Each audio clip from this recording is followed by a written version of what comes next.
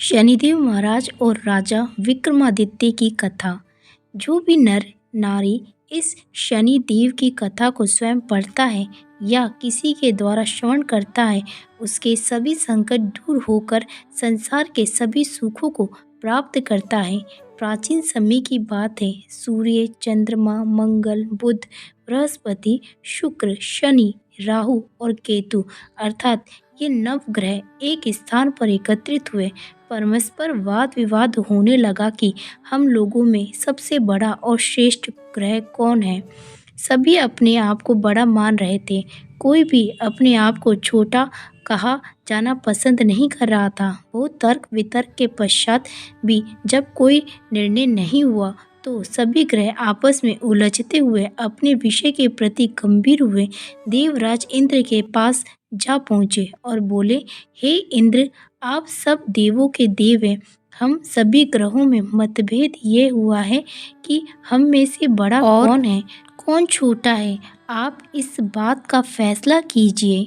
राजा इंद्र सारी बातें सुनकर तुरंत समझ गए, किंतु उन्होंने कोई जवाब नहीं दिया। फिर वे बात टालने की कोशिश करते हुए बोले, मुझ में इतना सामर्थ्य तो नहीं है जो आपके छोटे और बड़े का निर्णय करूं।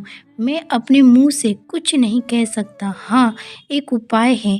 इस समय भूलोक में उज्जैन नगरी के राजा विक्रमादित्य सबसे पहले अच्छा और न्याय करने वाला है। अंत आप सभी उनके पास जाओ। मैं आपका न्याय करने में असमर्थ हूँ, मगर राजा विक्रमादित्य अवश्य न्याय करेंगे। देवराज इंद्र के इन वचनों को सुनकर सभी ग्रह पृथ्वीलोक पर राजा विक्रमादित्य के दरबार में जा पहुँचे और अपनी समस्या से उन्हें अवगत करा दिया। राजा विक्रमादित्य उनकी बात सुनकर अत्यंत चिंतित हो गए। तुरंत ही उन्हें कोई जवाब ही नहीं सूझा। वे शांत रहे। वे मन ही मन सोच रहे थे कि ये सभी ग्रह हैं, किसे छोटा कहूँ और किसे बड़ा कहूँ। जिसे छोटा कहूँगा वही मुझसे कुपित हो जाएगा। न्याय के लिए जब ये मेरे पास आए हैं तो मुझे न्याय तो करना ही है। किस प्रकार न्याय करूँ? शांत चित्त से विचार करने के पश्चात एक उपाय मानस पटल पर आ ही गया। फलस्वरूप उन्होंने स्वर्ण, चांदी, कांसी, पीतल, शीशा, रागा, जस्ता, अभ्रक और लोहा 9 धातुओं के 9 सिंहासन बनवाए और उन सभी आसनों को अपनी राज्यसभा में क्रम से विधिपूर्वक, जैसे सोने का सिंहासन सबसे आगे तथा लोहे का सबसे पीछे रखवा दिया। इसके पश्चात नरेश ने राज्य ज्योतिषी को बुलवाकर आदेश दिया कि ज्योतिष ग्रंथों में जिस क्रम में ग्रहों का स्थान है उसी क्रम से ग्रहों के आसन ग्रहण करने की प्रार्थना की जाए।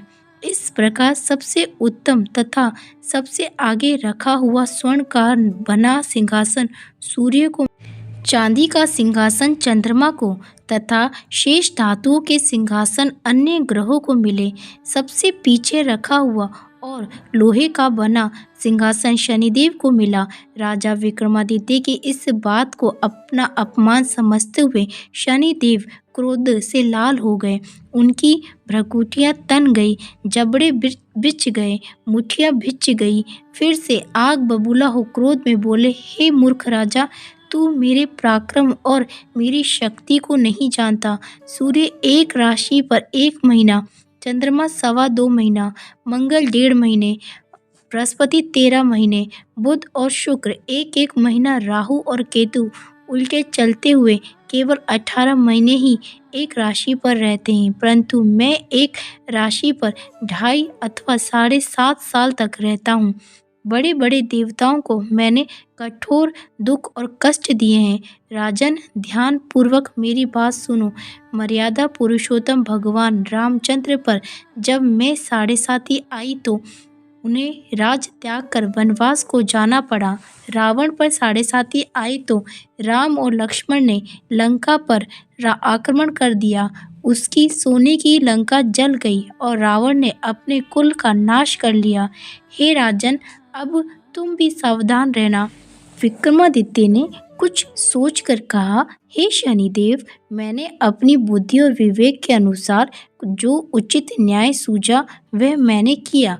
अब जो होगा वह भी देखा जाएगा। मैं आपकी धमकी से नहीं डरता। जैसा मेरे भाग्य में होगा वह तो भोगना ही पड़ेगा, चाहे अच्छा हो अथवा बुरा हो। राजा का न्याय सुनकर सभी ग्रह तो वहाँ से खुशी खुशी चले गए, मगर शनिदेव क्रोध में भरे हुए नाराज होकर वहाँ से गए। कुछ समय तो ऐसे ही बीत गया, मगर कुछ समय बाद राजा विक्रमादित्य पर शनि ग्रह की साढ़े साती का प्रवेश हुआ तो शनिदेव ने अपना प्रभाव दिखाना शुरू कर दिया। शनिदेव घोड़ों के व्यापारी का रूप धारण कर अनेक सुंदर घोड़े साथ ले राजा विक्रमादित्य की राजधानी उज्जैन में आ पहुँचे।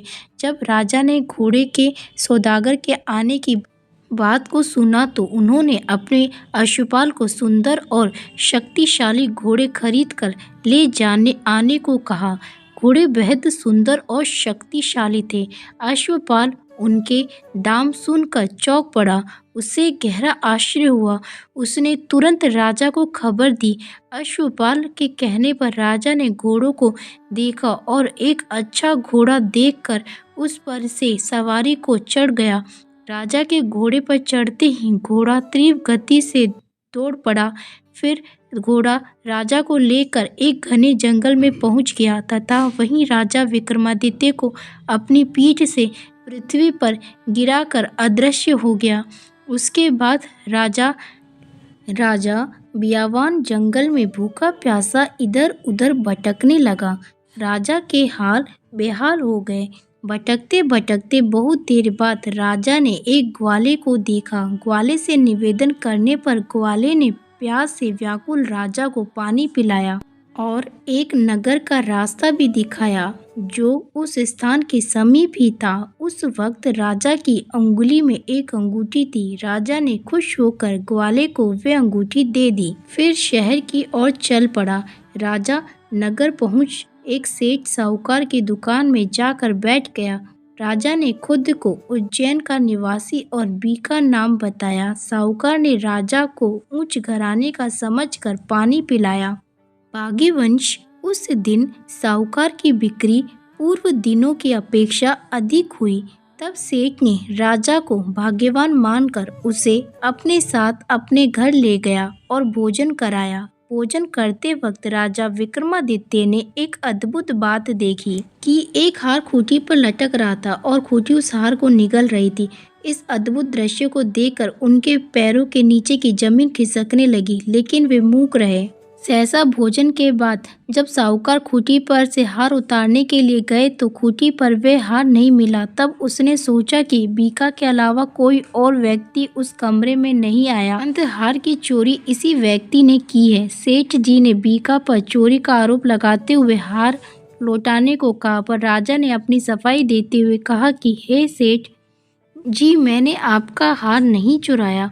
मैंने तो हार को खूंटी को निगलते हुए भर देखा है। आपका हार खूंटी निगल गई। खूंटी हार नहीं निगल सकती। भला बेजान चीजें भी किसी चीज को निगलती हैं कभी? इस पर विवाद बढ़ता गया और सेठ बीका को उस नगर के राजा के पास ले गया और सारी बात कह सुनाई। राजा ने आज्ञा दी कि हार का चोर यही व्यक्ति है। इसके हाथ पैर काट कर चौरंगिया कर दो। राजा की आज्ञा पाकर उसके सैनिकों ने विक्रमादित्य के हाथ पैर काट कर जंगल में फेंक दिया। फलस्वरूप राजा विक्रमादित्य अपाहिज होकर इधर उधर भटकने लगा। अब बेचारा राजा की हालत ऐसी हो गई कि किसी ने रोटी का टुकड़ा मुंह में डाल दिया तो खा लिया, अन्यथा यूं ही भूखा प्यासा पड़ा रहा। रास्ते जाते एक तेली की नज़र उस पर पड़ी और वह उस पर तरस खाकर उसे थोड़ा सा तेल उसके घावों पर लगाने को दे दिया, जिसके फलस्वरूप तेली का व्यापार उस दिन से प्रगति करने लगा। 2-4 दिन ये क्रम चलता रहा तो तेली ने व्यापार वृद्धि से प्रसन्न हो विक्रमादित्य को अपने घर ले गया और कोल्हू पर बिठा दिया। विक्रमादित्य कोल्हू पर बैठा अपनी आवाज़ से बैलों को हाँकता रहता। कुछ वर्षों में शनि की दशा समाप्त हो गई। बीका अपनी उदासी काटने के लिए कभी कभी मल्हार राग गाया करता था। एक रात वह वर्षा को देखकर राग मल्हार गाने लगा।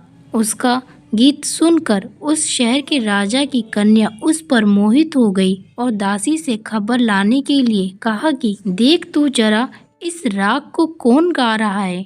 दासी ने कहा कि एक अपाहिज व्यक्ति तेली के कोलू पर बैठा मल्हार गा रहा है। दासी ने महल में आकर सारा वृतांत कह सुनाया। उसी समय राजकुमारी ने निर्णय ले लिया कि वह उसी व्यक्ति से शादी करेगी जो मल्हार गा रहा था। प्रातः काल दासी जब राजकुमारी को जगाने गई तो राजकुमारी ने खाना पीना भी त्याग कर बिस्तर पर पड़ी रो रही थी। दासी राजकुमारी का ये हाल देखकर घबरा उठी। वह तुरंत राजा रानी के पास जा पहुंची और उसने सारी बातें कह सुनाई। राजा रानी तुरंत राजकुमारी के पास आए और उससे उसके दुख का कारण पूछा। बेटी, तुम क्यों अनशन लिए पड़ी हो? तुम्हें किस बात का दुख है? जो भी पीड़ा हमसे कहो, हम तुम्हारा दुख दूर करने का प्रयत्न करेंगे। राजकुमारी ने अपने मन की मंशा राजा रानी को बता दी। बेटी, वे अपाहिज चौरंगिया है, तेली के कोलू के बेल हाँकता है। वे भला तुम्हें क्या सुख देगा? तुम्हारा विवाह तो किसी राजकुमार से होगा। मेरा कहा मानो और अपनी ये जिद छोड़ दो। मगर राजकुमारी अपनी जिद पर अड़ गई। राजा रानी के अतिरिक्त परिजनों ने भी राजकुमारी को काफी समझाया मगर राजकुमारी नहीं मानी। वे अपनी जिद पर अड़ी रही। उसने कहा, यदि मेरा विवाह उस व्यक्ति के साथ नहीं हुआ तो मैं अपने प्राण त्याग दूंगी। बेटी की जिद देखकर राजा क्रोधित हो उठा। बोला, तेरी ऐसी ही जिद है तो तुझे अच्छा लगे वैसा ही कर। फिर राजा ने तेली को बुलवाया, उसे सारा हाल कहा सुनाया और तेली को अपाहिज व्यक्ति से अपनी बेटी के विवाह की तैयारी करने का आदेश दिया। तब फिर राजकुमारी का विवाह अपाहिज विक्रमादित्य बीका के साथ हो गया। रात्रि को जब राजा विक्रमादित्य और राजकुमारी महल में सोए हुए थे तब आधी रात को शनिदेव ने विक्रमादित्य को स्वप्न में दर्शन दिए और कहा, हे राजा, मुझे छोटा बताकर तूने कितने कष्ट और दुख सहे, इसकी कल्पना कर। विक्रमादित्य ने स्वप्न में ही शनिदेव से क्षमा याचना की, जिसके परिणाम स्वरूप शनि ने प्रसन्न होकर राजा को पुनः हाथ पे प्रदान कर दिए। राजा गदगद हो शनि महाराज के गुणगान करने लगा। तत्पश्चात विनय करते हुए राजा विक्रमादित्य ने कहा, हे शनिदेव, आपने जैसा दुख मुझे दिया ऐसा आप दुख किसी को ना दे। शनिदेव ने राजा की प्रार्थना स्वीकार कर बोले, जो व्यक्ति मेरी कथा सुनेगा कहेगा तो उसे कोई दुख नहीं होगा और जो व्यक्ति नित्य मेरा ध्यान करेगा, शनिवार को मुझे तेल अर्पण करेगा या चींटियों को आटा खिलाएगा, उसके संपूर्ण मनोरथ पूर्ण होंगे। इतना कहकर शनिदेव अंतर्ध्यान हो गए। जब राजकुमारी की आंख खुली और उसने राजा के हाथ पांव देखे तो चकित रह गई। विक्रमादित्य ने सब हाल कह सुनाया तो राजकुमारी बहुत प्रसन्न हुई। ये समाचार राजदरबार से लेकर पूरे शहर में तुरंत फैल गया और सब राजकुमारी को भाग्यशाली कहने लगे। जब सेठ साहूकार ने यह बात सुनी और ये जाना कि वे व्यक्ति कोई साधारण व्यक्ति नहीं बल्कि राजा विक्रमादित्य हैं, तो वे उसके कदमों में आ गिरा और अपने किए की माफी मांगने लगा। राजा विक्रमादित्य ने कहा, इसमें तुम्हारा कोई दोष नहीं, मुझ पर शनिदेव का प्रकोप था। सेठ बोला, राजन, अब मुझे तभी आत्मिक शांति मिलेगी जब आप मेरे आवास चलकर भोजन ग्रहण करेंगे। ठीक है, मैं आऊँगा। और फिर राजा विक्रमादित्य सेठ साहूकार के घर भोजन करने पहुंच गए। जिस समय वे भोजन कर रहे थे एक आश्चर्यजनक बात हुई। जो खुटी पहले हार निगल रही थी वही अब हार उगल रही थी। भोजन ग्रहण के पश्चात साहूकार ने कहा, राजन, मेरी श्री कंवरी नाम की एक कन्या है, उसका पाणी ग्रहण आप करें। इसके बाद सेठ ने अपनी रूप यौवन से संपन्न कन्या का विवाह बड़ी धूमधाम से राजा विक्रमादित्य के साथ कर दिया। राजा विक्रमादित्य कुछ दिन वहां रहने के पश्चात सेठ से विदा लेकर राजकुमारी मनभावती, सेठ की पुत्री श्री कंवरी तथा दोनों स्थानों से प्राप्त रत्न आभूषण और अनेक दास दासियों के साथ अपनी राजधानी उज्जैन में लौट आए। आवागमन पर सारे राज्य में खुशियाँ मनाई गई। राजा ने अपने राज्य में ढिंढोरा पिटवा दिया कि संपूर्ण ग्रहों में शनिदेव श्रेष्ठ और बड़े हैं। मैंने उन्हें छोटा कहा, इसलिए मुझे इतने दिन कष्ट उठाने पड़े। तभी से उनके राज्य में शनिदेव की पूजा होने लगी। सभी घरों में शनि की कथा का पाठ होने लगा, जिसके कारण उस उज्जैन नगरी के निवासी समस्त सुखों को प्राप्त करते रहे। बोली शनिदेव महाराज की जय। ऐसी ही और वीडियो के लिए हमारे चैनल को सब्सक्राइब जरूर करें। धन्यवाद।